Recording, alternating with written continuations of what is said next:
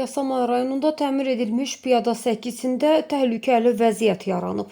Tribuna infoza göndərilən fotoda rayon sakinləri bildirir ki, yaxın günlərdə Yasamal rayon icra hakimiyyəti Şərifzadə küçəsində səkinin bir hissəsinə yeni asfalt örtüyü vurub. Lakin iş zamanı böyük boru şəklində bidon səkinin kənarında yerə bastırılmış şəkildə qalıb. Sakinlər bildirir ki, bidonun yerə hansı məqsədlə bastırıldığı məlum deyil. Ancaq bu hal təhlükəli vəziyyət yaradıb.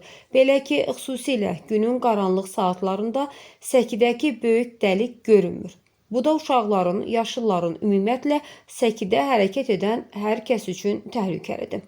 Həmçinin yağıntılı havada bidonun içi su ilə dolur.